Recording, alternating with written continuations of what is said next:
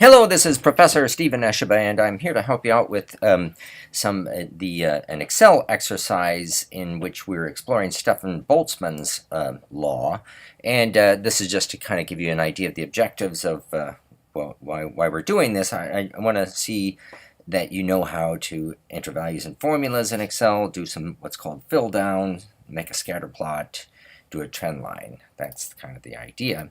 So I'm going to have you go into some form of Excel or whatever spreadsheet you want, but the one that I'm going to take us into here is VDesk, because that's available to everybody here. And if you do that, what we'll do is we go click on this option here, and you might have to enter a password somewhere along the way here. I've already done that.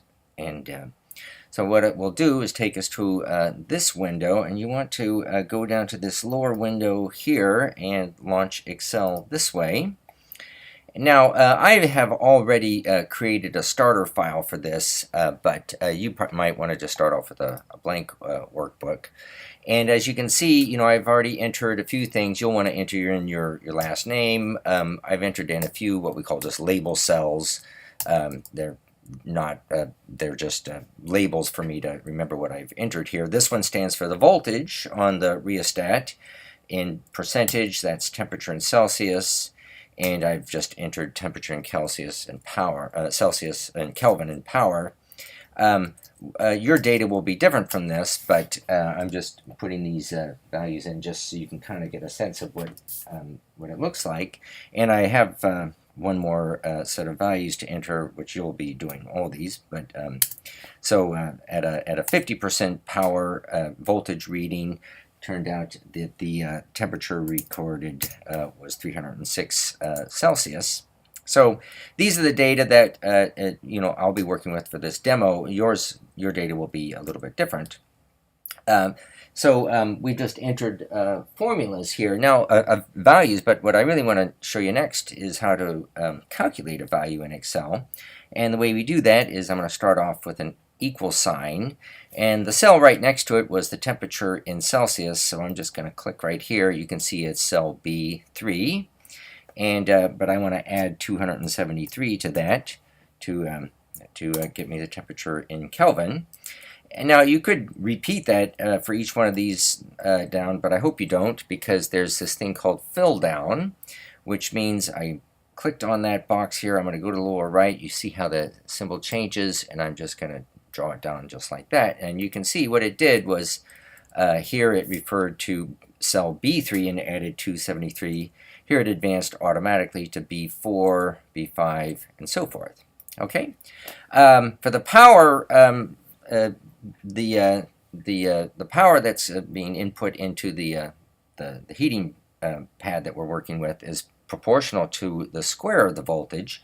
So we're going to do another formula here. I'm going to say equals, and now there's the voltage, and I'm just going to square it by doing that caret 2. Okay, and now I'm going to go over here, and turns out if you double click on that right hand thing there, it automatically does that fill down for you. And so now I have temperature and power, and what I want to do next is make a graph. I want to make a scatter plot of that.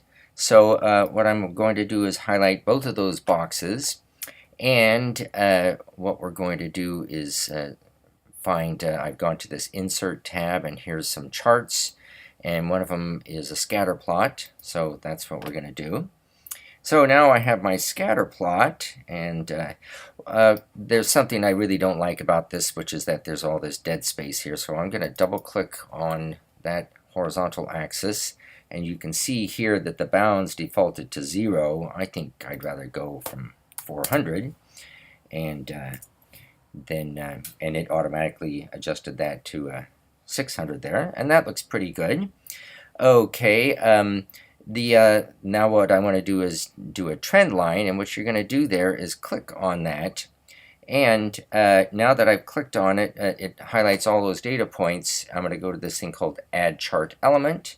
There's Trend Line. The one that I want doesn't appear by default, so I have to do this more options. And as you can see over here, there's a power option, so it's going to try to do that. And I definitely want to display the equation on the chart. So what it's done here is it's tried to do its best in writing, fitting those data with a constant times x, which in this case is the temperature in Kelvin, raised to some power, and you can see that it's decided that the best fit is some constant, which is effectively sigma on a certain set of units, times temperature raised to the well, it's 3.6, and Stefan Boltzmann said that that should be 4. So that is basically it. What I'm going to do now is just save this file, and you should do that too. And now we're done.